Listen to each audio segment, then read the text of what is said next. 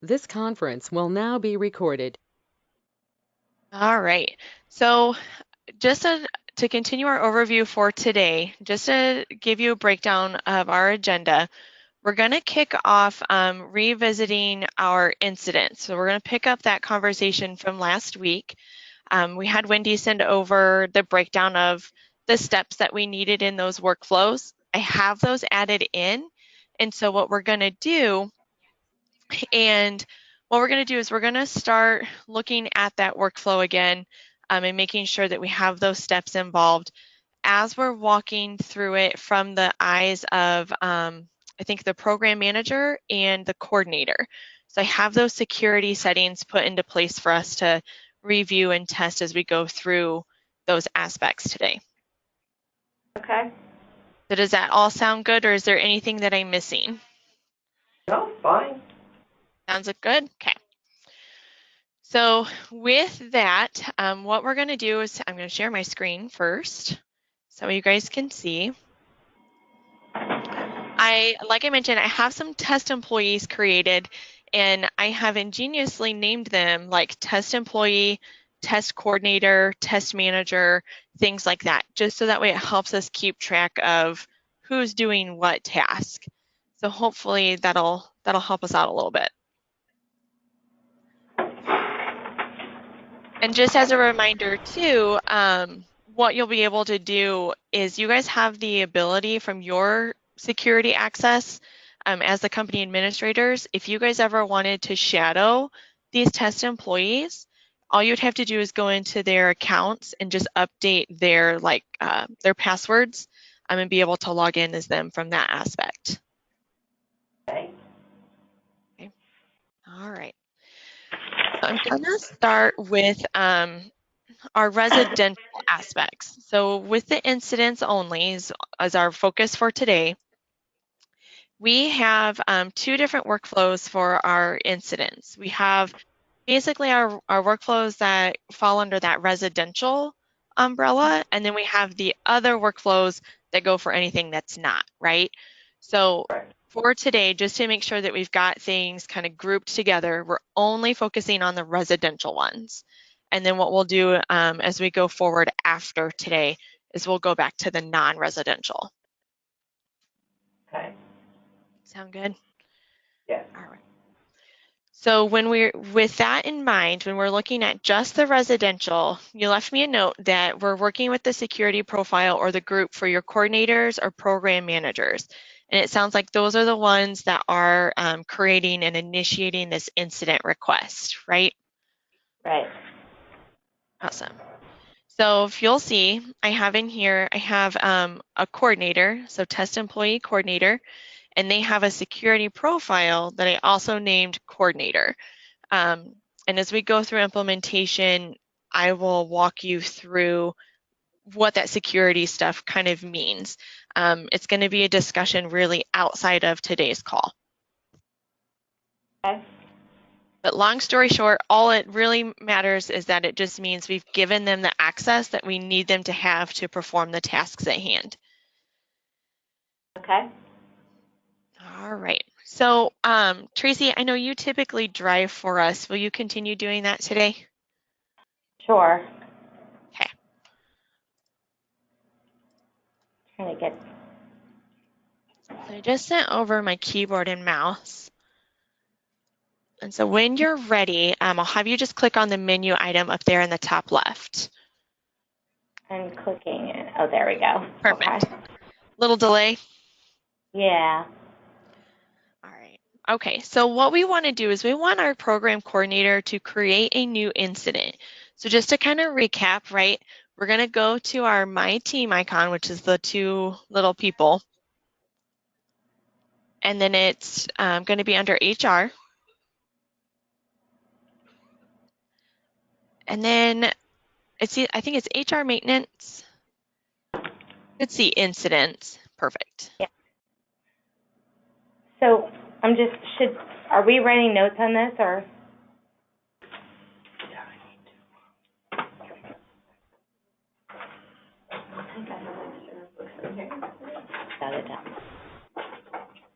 Sherry is usually our note taker, isn't she? He is. So Wendy or Peg, would one of you volunteer for us to take notes? Peg's gonna have a little notebook here as soon as I can find an paper. Oh my God! There we go. We're lost without Sherry. Okay. So Peg, if you'll just let us know when you've got our breadcrumbs, and that way Tracy can click on that. Okay, so we have team, then HR, then incident. Maintenance and then incident. Okay, got it. All right. Okay. So what you're going to see here, right now, this is a blank screen. There's no data to display. That's because none of our employees have an incident assigned to them. And so what will happen as time goes on, this particular coordinator, they're going to be able to see all the incidents to which the employees they're basically connected to, right? So last week we talked about how we had those different fields on the employee records.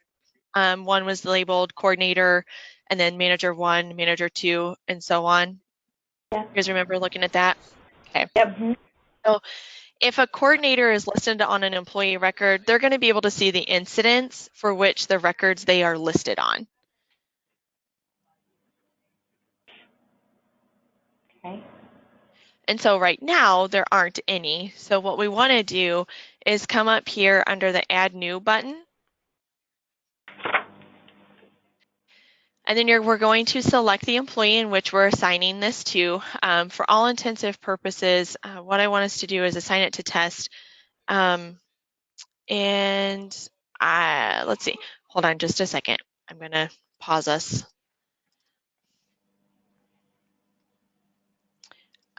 I am going to make a quick security adjustment.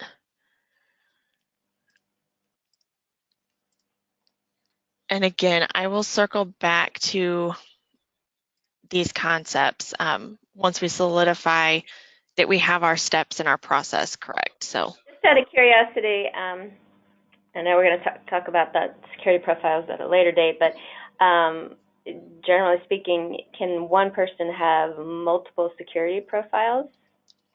good question. So they cannot. So if here in just a minute, I'll pull it up, but there's only a spot for one security profile per employee.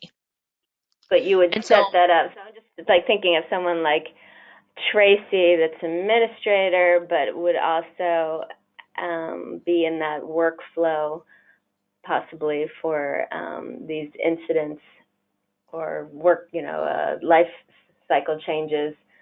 She would just have to have a security profile that is unique to her, probably. Is that true? yes. Meaning that because she has admin and these other tasks that she might be included in, she would have a security profile that includes kind of all of it, but no one else may not have that same security profile because they wouldn't be an admin as well as being in these other workflows. Right, yeah. So your security profile is just giving you access to the different aspects that you need to perform your job, just like you said. Yeah, okay. Yep. All right, since I'm in here, I'm just taking care of a couple of other additional items.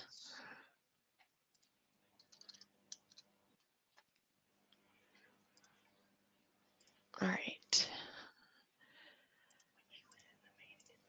So the other thing too to your security profiles, so your security profile gives you access to what you need to perform, right? Like we just mentioned, the specific tasks to your daily job. There's another layer which you saw kind of flashing there on the screen, which is called a group.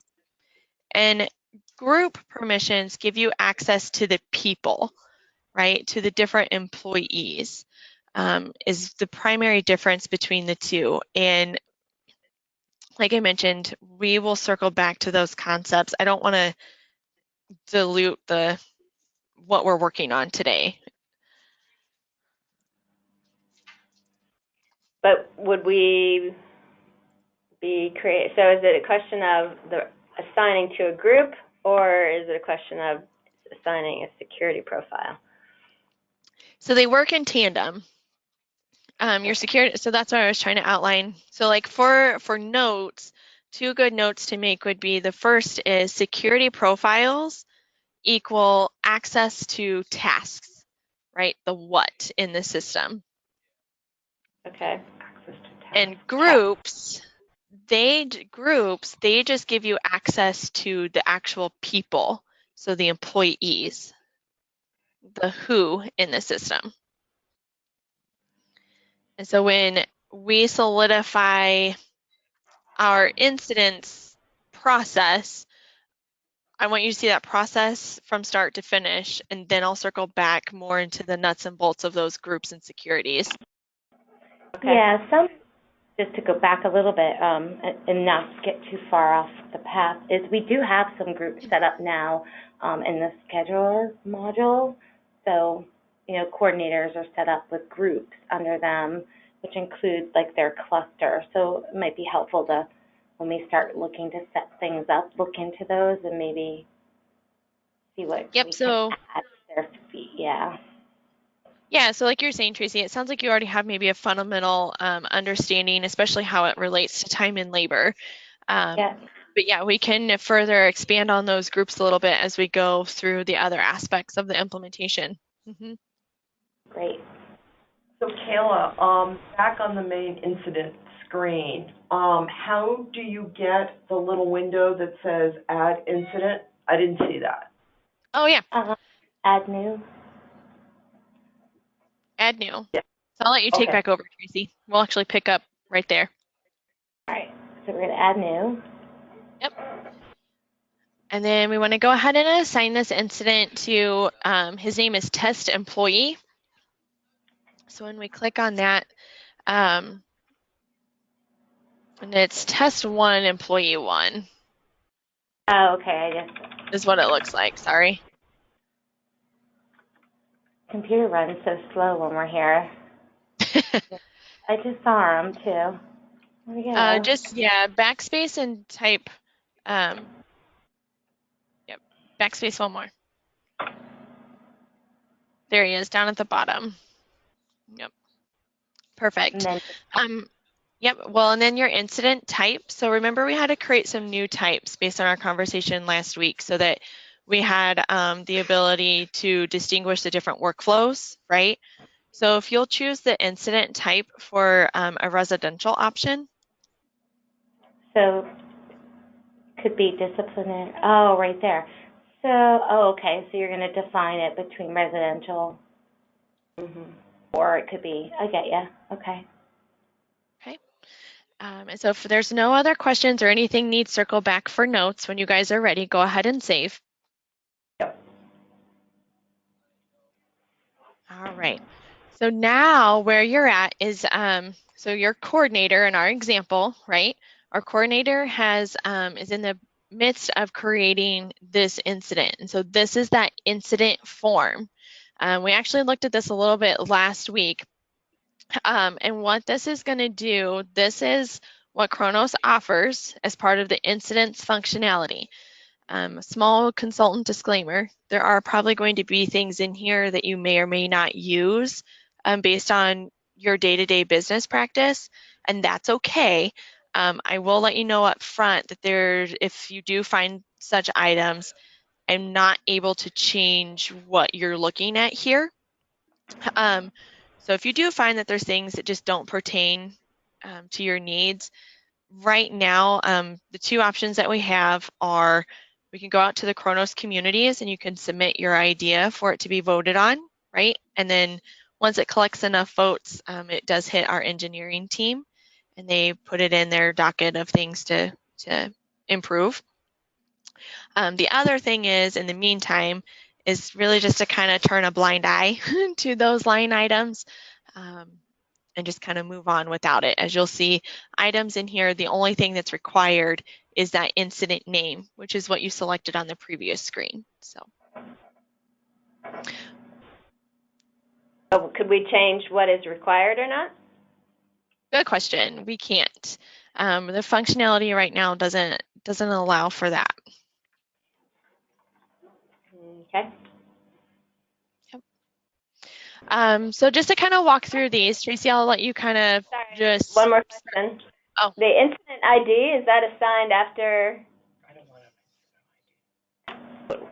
How's that working, that field? Yep, so we're going to talk about all these fields. So if you guys are ready, Tracy, you're going to input the information as we kind of go along. Don't feel like you have to wait for me. Just, however, whatever pace you want to work at is good. But yeah, so incident ID, you'll notice it's an open text field. So you're able to put in or assign an incident ID to this. So again, just an open text field. So whatever you guys enter there would be how that's going to work. The violation there to the right, as she did there, she clicked on the magnifying glass. It brings up this predetermined list of violations. We got this list from the discovery document. Yeah. And so we'll just select accordingly there. If this list needs to be improved upon to any degree, whether stuff needs taken out, added to, or maybe just adjusted, I think it was 2 weeks ago we looked at how to create those lists. If we need to look at it again, just let me know. Or there is, I'm sorry? No, that's okay. I just saw there was more on page 2. Oh, Okay. yep. You can also adjust how many you're looking at on a page. You'll notice the word page is blue. If you click on that, you'll get an option to show more on a single page. So there's that too. But for our example, we're not too picky about what our violation is. So we just select and apply. Then you have these 2 date fields, incident date and report date. So in the incident date, again, just kind of however your business practice is going to fit best to this.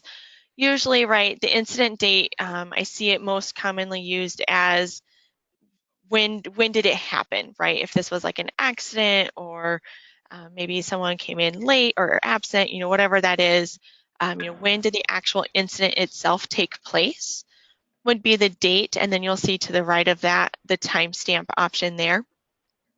We'll do that. And then do we put a time on there? Peg, do you usually ask like a time of day? I don't know. It just depends on the incident. Okay. It's not a required thing. It's pertinent to the reason for the incident. Gotcha. And then report date, I see this commonly used as, right, like when are we actually logging that this is happening? So kind of like what you've got your example set up here, Tracy, right? The actual incident happened on the 24th, but we're not getting to the paperwork until the 25th. And so that's the kind of the difference in those date fields. And again, just kind of how we see that commonly used. Okay. All right, then you're going to see those 2 fields there called status and priority.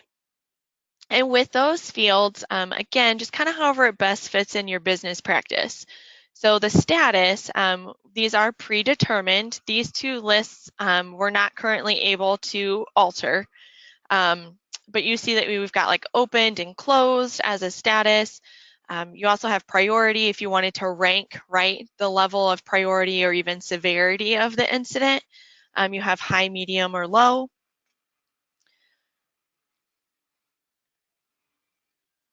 Okay.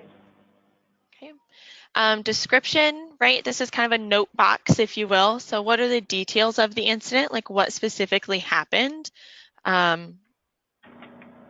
Whatever we need to throw in there. I'm just going to put a description of what we're looking for. Perfect. I figure that's good for now. It is. And then you're going to see this box for signature. You're going to notice that it's grayed out and it's looking for signed by employee.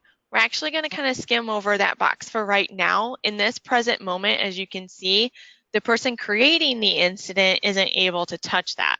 So the reason for that is because this person creating it is not the employee that this is against, if you will. So we're going to see that come into play a little later in the workflow as we go through those steps of our process. So we'll actually circle back to that a little later. The resolution, you can see you have a target date and resolve date. So the target date of the resolution, again, just commonly I see this as this is the date that I expect the change to be completed by, is usually what that target date is used for. You say change, you mean the resolution of it? Yes, so I want the behavior adjusted by the target date. Okay, the behavior of the employee. Right. Okay. Is there And it's an optional field? Say that again? It's an optional field? Yep. Okay. So that would be you don't have specific dates, do you, Peg, or is it just like? No, only. Well, if it was a performance improvement plan, like a 90-day. Well, type that's thing. what I was going to say. Yeah. But in the majority of them, no. Okay. So I'm just going to pick that day. Then next to that, you have the resolve date. And so that's like, so if you kind of bounce off of the target, right? The target date is I want this resolved by this date. And then the resolve date is, well, I actually saw it completed on this day instead. Oh, okay. Which hopefully is before the target date. Is yeah, that's the idea behind it. Okay. So resolve date is the date that, what? I'm sorry. It's actually What? I didn't hear you. The resolve date is actually the date that it was resolved, so it was taken care of, say, case closed kind of thing, right? Does that sync up with signatures or the employee signature? What, I'm just trying to get a good definition of what is resolution. Is it the so date? Usually, so actually as you're going to see as we go through the workflow, with the resolve date specifically, it's not typically entered at the creation point, right? Because you're simply creating this incident in this moment. So the fact that it's actually technically resolved probably hasn't happened yet, right? Although I think given to just kind of listening to some of your conversation, it sounds like maybe this resolve target, like these resolution dates, might not be something you guys are really fully going to use based on how you guys practice logging your incidents, and that's fine. But yeah, to your point, I think, Peg, the resolve date isn't necessarily something that's going to be entered in at this point in time in the process. So actually, Tracy, if let's kind of run with that form of example, and we'll just leave that blank for now, but I at least wanted to describe what it is. Okay. Then you've got your resolution there. So again, that line item was created from the discovery. There's a list there. So the resolution is going to be either the change that you want to see or the actions that were taken. So I think in your resolution list, you have options for like verbal and written warnings and things like that. So that's when you would choose that. So sometimes, right, the resolution could be entered here at creation, depending on the situation. Yeah, that would be typical. Yeah, we'd have to define what the incident is because we have different incident types, meaning we have a verbal, a written, a final, a termination document. Perfect. And then as you scroll down, you're going to just start seeing some detail boxes, different things like that. And this is just good record keeping, right? So you can leave in any additional details. Like with our particular example today, right, we chose that our violation was bullying. So with bullying, there's always an initiator. So you could select from your employee list, maybe the employee that initiated, the issue at hand. And then there's a detail box or comment box below that if you needed to add in any additional details. And then that theme is consistent as you scroll down through the list or the form there. Oftentimes, there are several initiators, is there room to put multiple people in, or would you put that in the comment box? Good question. So on the initiator line specifically, it's going to be more that comment box. And as you scroll down a little bit further, though, and some of these additional options, you'll see that there are additional boxes to where you could add more than one, and or you'll see, like with reported by and witnesses there to the far right, there's 2 open text fields. And those, that would be like if you're logging someone who is not an employee, right? Because you'll notice your search boxes when you click on those, it's only showing you your employees listed in Kronos. And so those open text boxes there to the right and or the comment boxes are going to allow you to log anyone or anything that maybe doesn't fit into Kronos. Got it.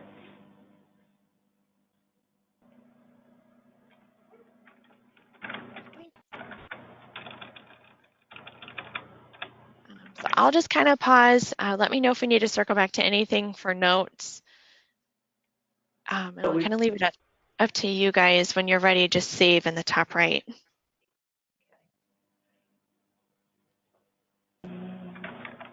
That's the initiator. Here. I have the notes. Okay, then I won't save it. I'll do that. All right. Okay. All right. So you always just want to get in the habit of teaching folks, right, to save and save often, because if we had like walked away and it timed out any changes we had made, they would not have been saved. So now that this is saved, what's going to happen here is we're going to click submit. So in our example, our coordinator in this case created and is now submitting this incident request. And based on the workflow, the incident is going to be sent to the HR group. So should I hit submit? Yep. Beautiful. So with the HR group, they, as part of our workflow, they are getting an email that says, hey, a new incident was created and we need you to log in and take a look at it. There's 3 or 4 of you in that HR group. All of those parties received the exact same messaging and the exact same to-do item. And I think, Peg, you're a part of that group, but in Kronos, your name's not Peg. Margaret. It's what again? It's Margaret. That's right. And your last name, I think. Wallace. Your last name's Wallace, yeah. Thank you. So what happens when we send a to-do item to an entire group like we did? The entire group gets the same task item, but that's where that first come, first serve concept kind of comes into play. So let's play the scenario that Peg happens to be in Kronos and is working on something, and she gets that email that her approval is needed. She's like, well, I'll just go take care of that. So when you take care of it and you basically beat Sherry to it, right, then when you do this task that we're about to look at, it takes that item away from Sherry as well. So whoever gets to it first, it's done for everybody in that group that it was assigned. Okay. Okay. So yeah, so whenever we're ready, we'll access your to-do items there in the upper right under the bell. And you'll see that you have your to-do item here. So with you guys having time and labor, I'm sure you're familiar with accessing your, Tracy seemed to know exactly where to go. But does everybody kind of I just want to check and make sure that everybody is on the same page with that. So everybody in the HR group gets what's shown here, correct? Yes. And no, I don't know what to do next. Okay. So after we access our to-do items, as we did here, I'll just kind of walk you through what you're looking at here on this screen. Okay. So you can see here, right, we have the name of the step, which is called HR review. This is what you're seeing on this screen as well, is pulling from the workflow that we've built. So for the most part, some of this can be changed, is the takeaway with that. So like if you didn't want this called HR review, we could change that. You can also see you've got a snapshot to see what the incident is for and for who it's for.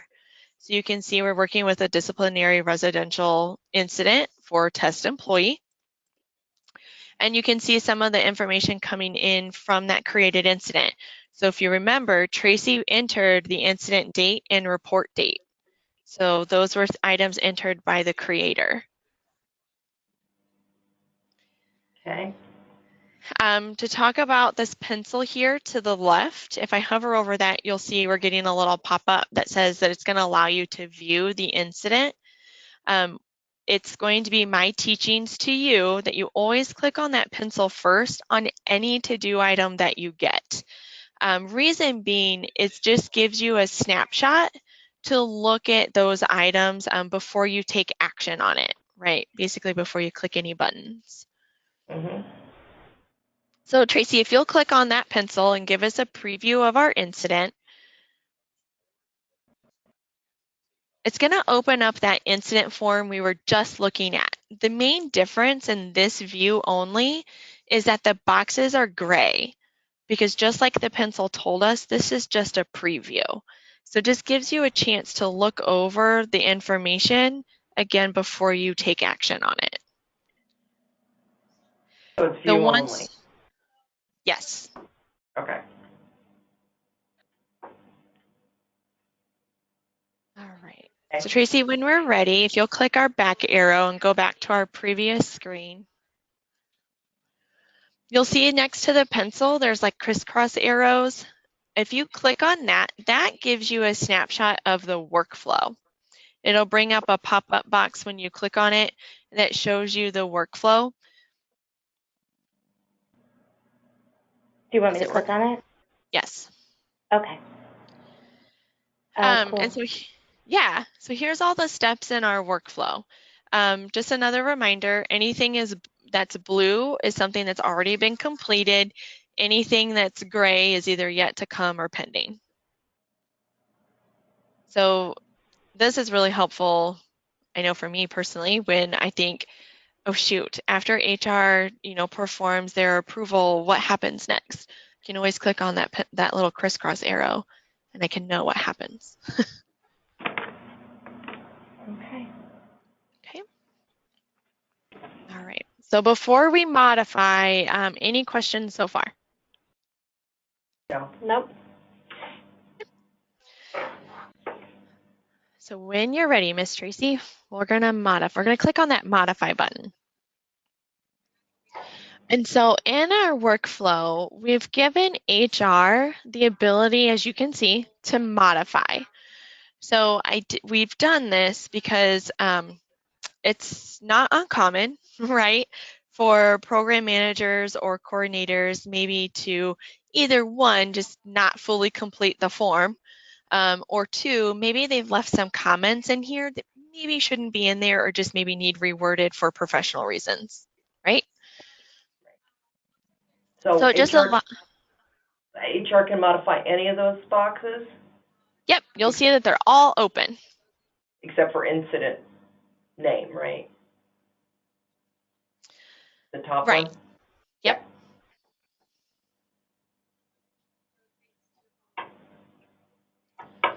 So just for example, if you will, Tracy, maybe in that first description box, if you'll just create maybe a second line of entry there, and then just maybe put, HR modification, just so that way we can kind of follow the changes going through our process.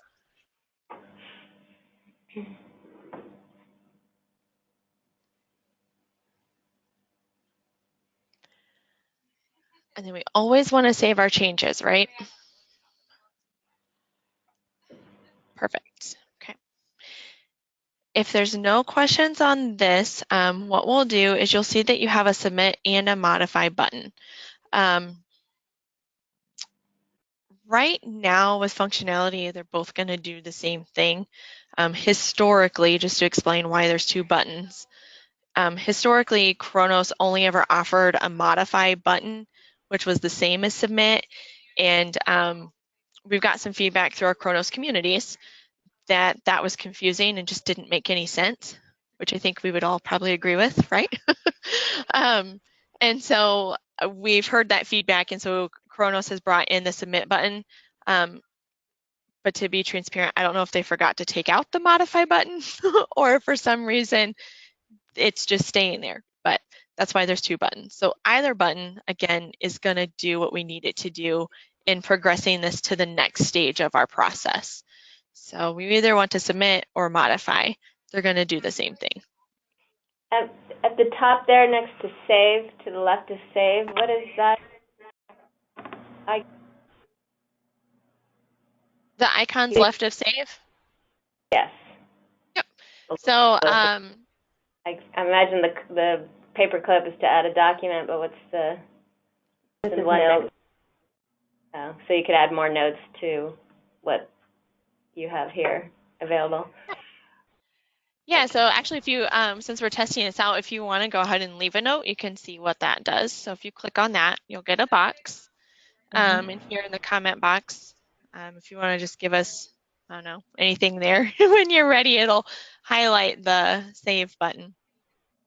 And so you'll see that it kind of flags it that there's something in there. And so you can reopen it and you'll see that time-stamped note right there. Are there any limitations on number of characters? I haven't hit it yet, if there is.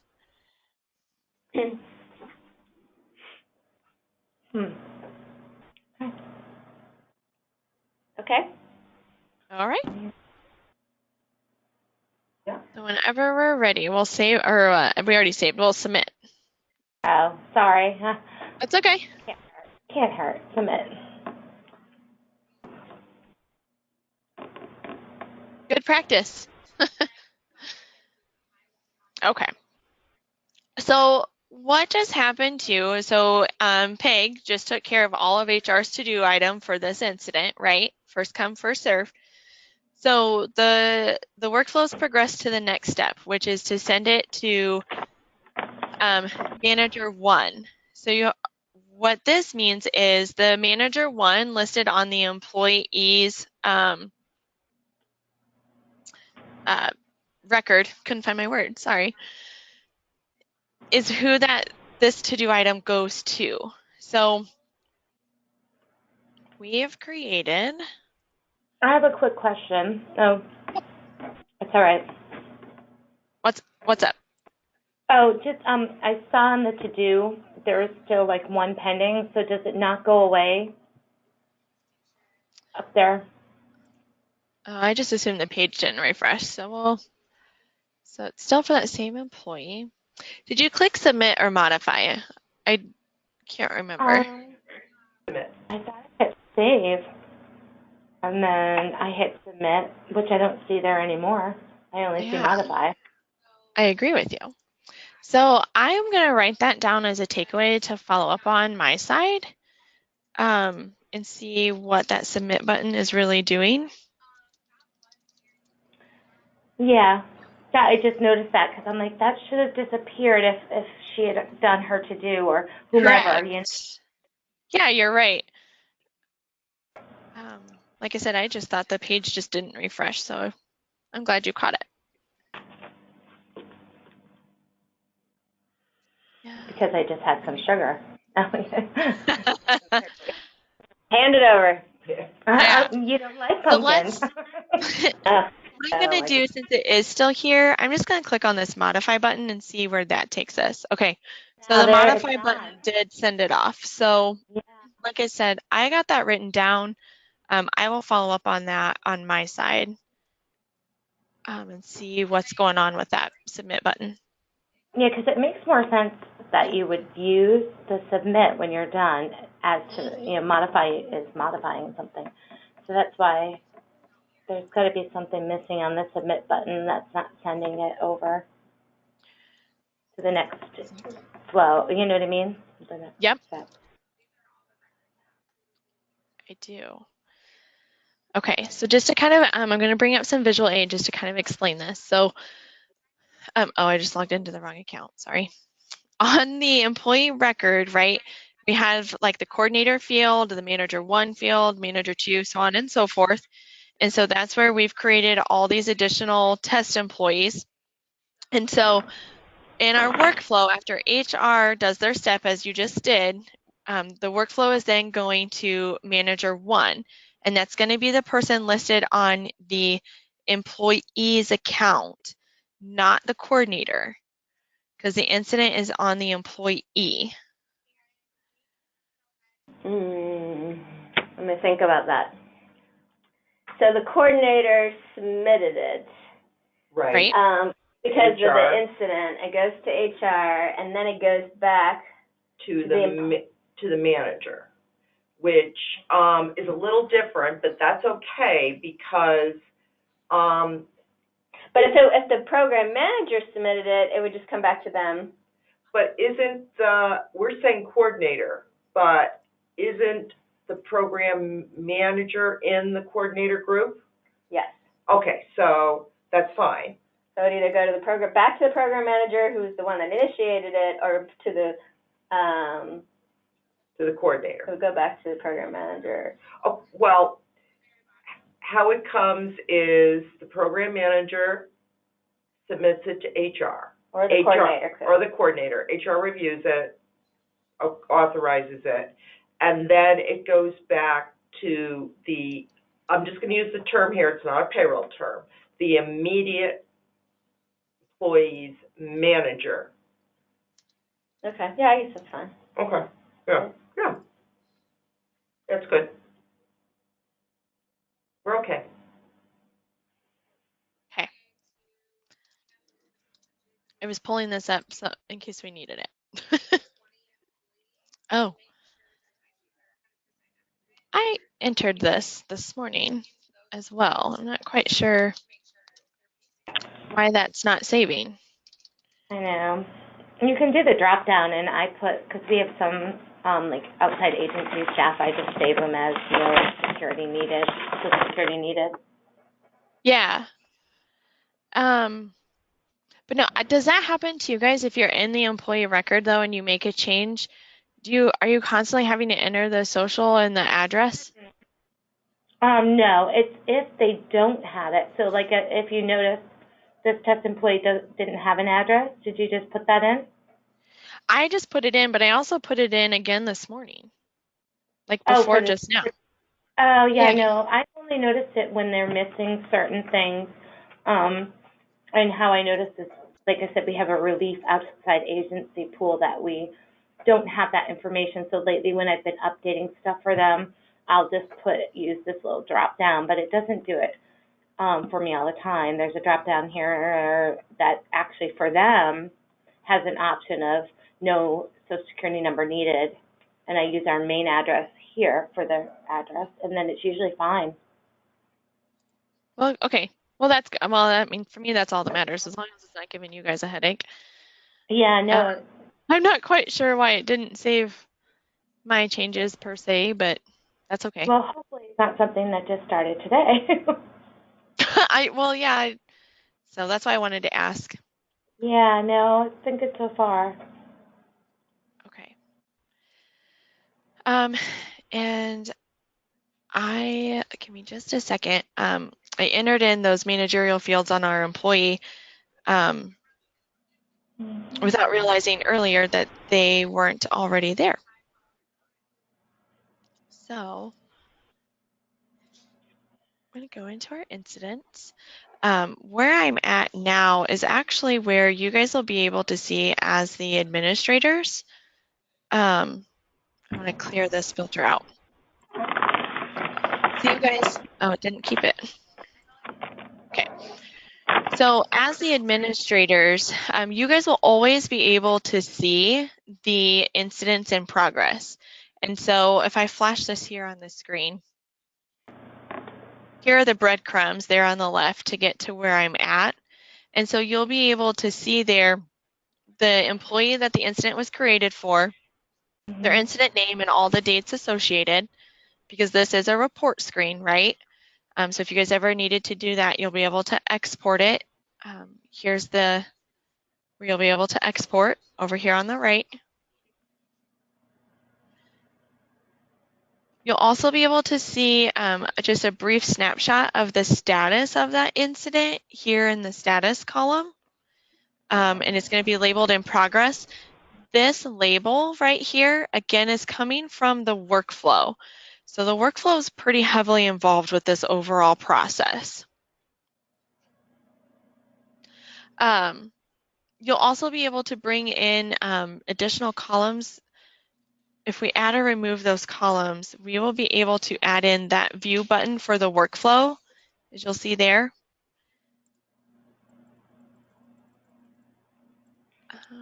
Put it there.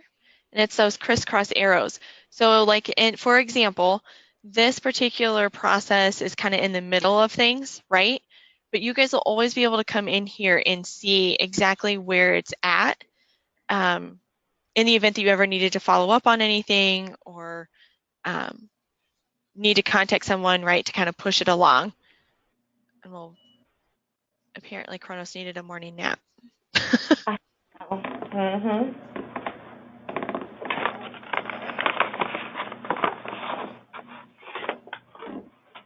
There it is. So you'll be able to see, right, that we're waiting on the manager. So just another little snapshot there. Cool. This is also kind of helpful too. If you'll look, I don't know, let me scroll in a little bit. Because we have a to-do item going to the HR group and one of 3 people could actually perform the task, you'll actually be able to see there in that step on the left under the HR pieces that it was completed by Peg. So if it ever becomes a thing of like, oh, well, shoot, who actually ended up doing that? You'll be able to come in here and actually see. One little detail on the incident screen, when you had the black box up on the right and export was there, what did you click on to get there? Those little dots. Oh, the dots, okay. Yeah. Okay. Oops, there we go. Yep.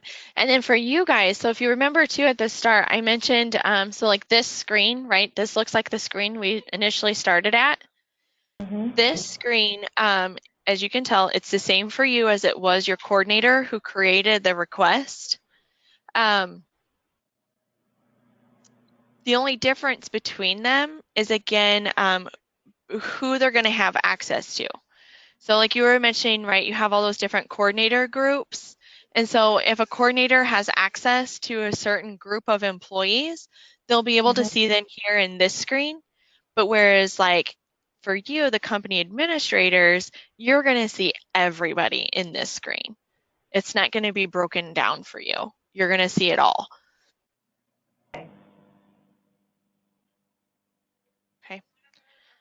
All right. So we have about 5 minutes left.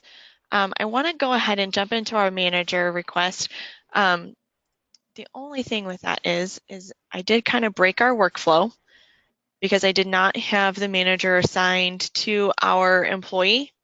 So the workflow doesn't know, where to go. So I'm going to kind of put us back to where we once were. Yeah. Here real quick.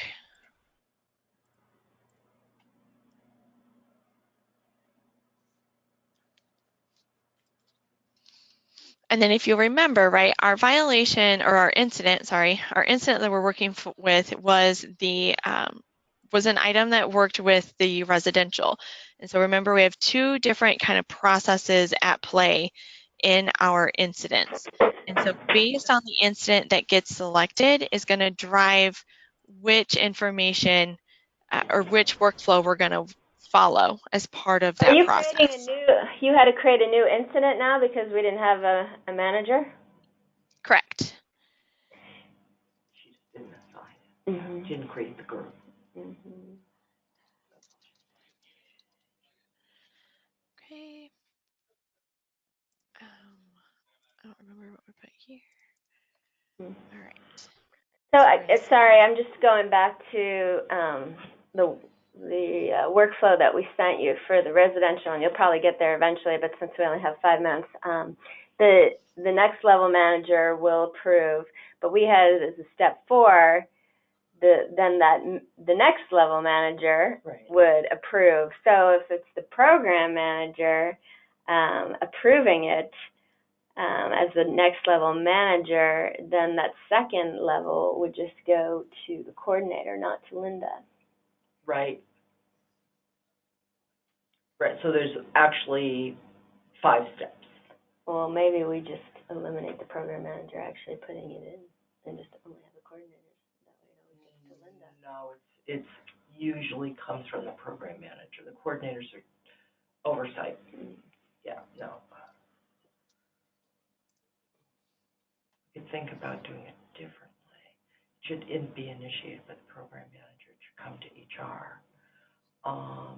Unless, but it's still going to be 5 steps. The program manager, I need to see it to make sure they're on the right track. I need to know to be able to contact them, to guide them once it happens.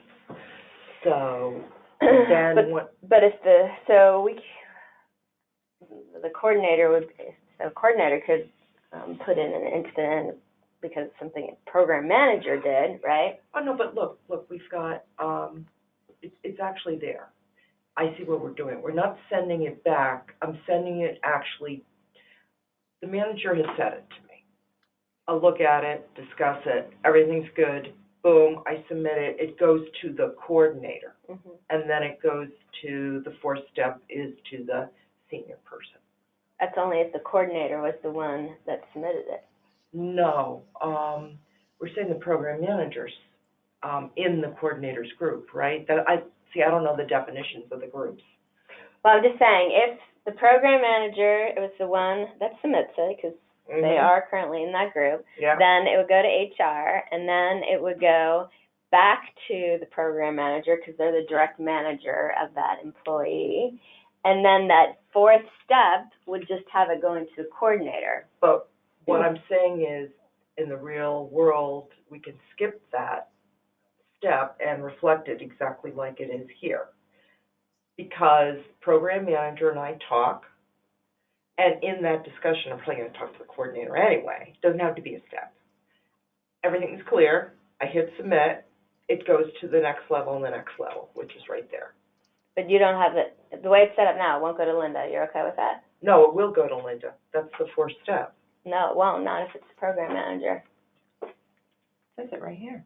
Yeah, it says it right there, but the way the workflow is set up, if a program manager submits it, it goes to HR, and then the 3rd step is it goes to the manager of that employee, which would be the program manager again. So it would go back to the program manager, and then the 4th step is going to the program manager's or the employee's 2nd level manager. But what I'm reading here is that it goes to the coordinator or Don't look at that, because those are my notes. In reality, now that I'm looking at the workflow that they built, that's how it should go.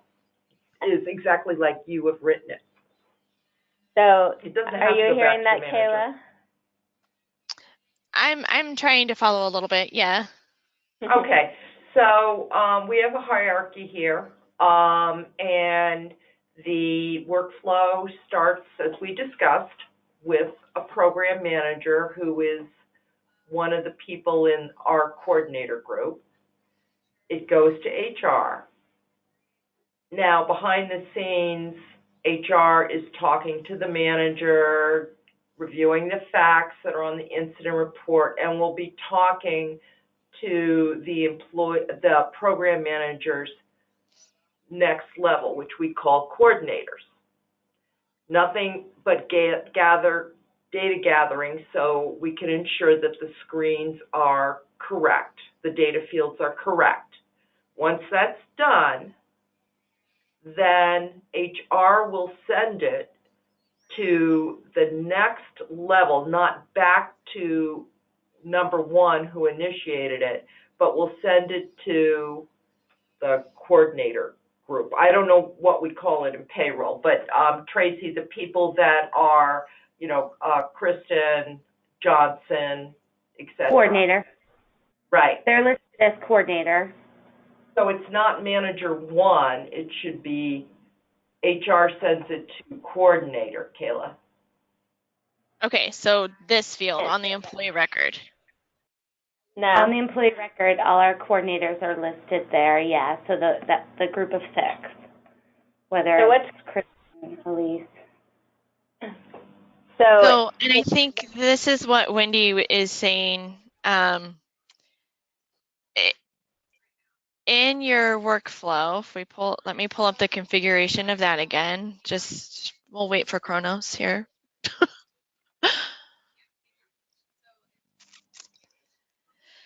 Those workflow steps only have specific options available to assign them to. So let's go look at those options when this gets loaded, maybe. And that was a screenshot. I think I included it in our recap from last week of the options available in the workflow. So. Okay. So, like you were saying, right, HR, so it's submitted, it's requested, right? HR's reviewed it and done their bit. From there, manager, the next approval, right? So I think we're calling that step 2, is in here, and we're going to say that it needs to be completed by, and here are our options. We can pick from one of these fields in the employee's record, right? The violator, if you will. Okay. So it's going to look at that field in that record, or it can be done by a specific person. I don't know if this is the thing, but I keep hearing the name Linda thrown out there. So maybe it goes. Everyone, right. No, if you pick coordinator, it will go to all coordinators or just that employee that's assigned to the incident? It's going to go to just that one on the employee record. It's going to go to this one. Okay, so it should go to coordinator, not manager 1. The step, yeah. And then, Okay. so that's manager 1. And then there's still that last step, which is, manager 1. And then that next one at the top there. Yep. Sorry, I'm changing it while it's fresh. So then, can you go? Yep. So after the coordinator, does their step, so I think in the information you sent me, we're looking at step 4 now. Yeah, so that one would be a specific person, and that would have to be Linda. That's right. Linda.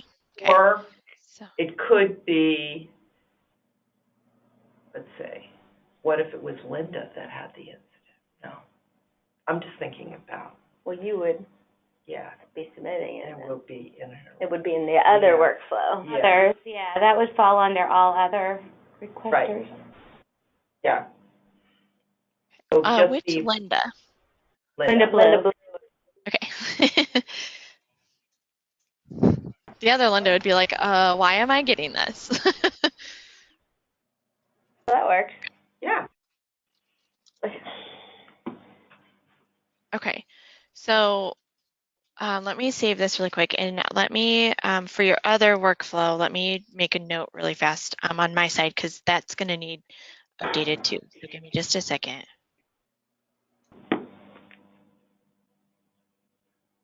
Okay. So, okay, so this is for the residential, and then you were saying for the all others, we're basically cutting out Linda's step, right? Yeah, because it would just go to the next level manager, and for all of us, it would be the CEO. So then that's a specific person then too, right? Right. Mhm. And that's Wendy, right? I'm not the CEO. No. Oh, I got the wrong C. We can put Michelle right there. Bob. Bob in there. Bob Stearns. Bob Stearns. Robert. So Bob, he's going to get all the incident reports? For all other. Oh, for all other. Okay. I Yeah, lost track of where we were at because I'm looking at a different screen. Okay. not a different screen. I don't, is this isn't all other, this is residential we're under.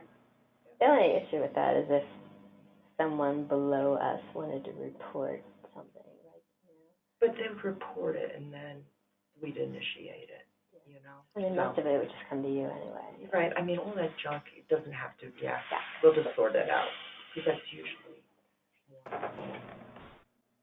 Yes, sir. Okay, we're good. Awesome. Okay. So I have our step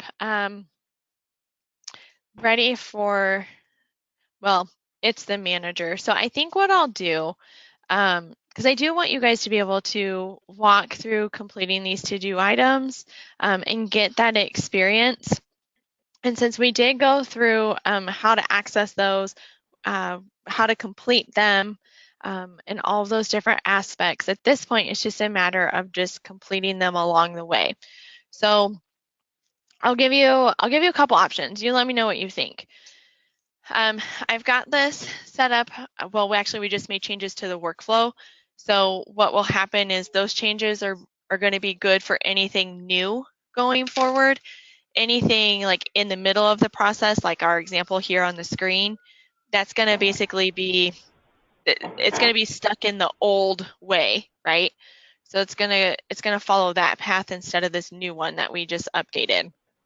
So a couple of things we can do. Either number one, I can leave this to-do item out here for you guys to access and continue through kind of that old process. Or what I can do is I can delete this out. We can start it new and just kind of start brand new when we get back together. Start brand new. Mm-hmm. Yeah. Because then when we start brand new, we're really just going to start from the top. We're going to have you get in here, right? I'm going to have you create the incident all over again and just kind of just keep going. I won't have to narrate as much, right? It'll really just be available for questions and letting you kind of go through the process and letting you kind of cheat and not have to physically log in and out of all those test accounts. So there's no way really with the submit buttons and the steps that we can follow the whole process like on a test case basis right now? I don't know that I understand the degree of your question. I'm sorry. Okay, so I'm tomorrow. I want to follow the whole thing through with a test. Can I do going to become a permanent record, or is that possible? So I see what you're saying. So yes, it does become a record, and that's why we put it on test employees. Even if you complete the entire process on that test employee, the glory of it being on a test employee is I can, one, delete the incident from that employee record, and then at the end of implementation, you're going to delete your test employees anyway. So that's why we're using test employees. So we could use the test employee from the initial incident report screen, the drop down. Please. Yep. Okay, that's what I need. Thank you. Yeah. So yeah, by all means, you are more than welcome to come in here and kind of tinker with this outside of our call if you'd like. I encourage you to do as much, really. And then, so it sounds like we'll just kind of start from the very beginning in our next call, and we'll just go through each and one of these steps. Because we added Linda to the step, you guys might want to give her a heads up that we're testing workflows and implementation, and she's going to get some emails. Yeah. But the communication will say that it's for test employees, so hopefully that kind of gives her a hint that she doesn't need to do anything because we will actually do it as part of our testing. Okay, I'll do that. Okay. All right, really awesome session. We made some really good progress. So where we're at is with implementation is we're continuing to work on these workflows. So we've got the incident stuff going on now, and when we're done with that, we'll talk about the lifecycle management ones. So we'll just change topics, but it's the same concept. Okay, and with the notes, Kayla, what's the distribution on it besides us? Oh, the notes that you added to the incident? No, I'm the You're note talking about taker. these? Huh? What's your question? Okay, so Sherry was the note taker. I'm just questioning, who do I send the notes to? Is this just for our team, or do you need to see a copy of it? Nope, nope, they are for you. It's just a record for you to have, for when you're in the system outside of our calls and after implementation. Awesome, thank you. You're welcome. All right. Well, we All will right, talk thank later. We are wrapping up on your benefit census files, so I will probably be following up with that here in the next week or two. So just wanted to put that on your radar as well. All right, thank you. All right. Thanks, girls. Have a great weekend. You too. Bye. Bye.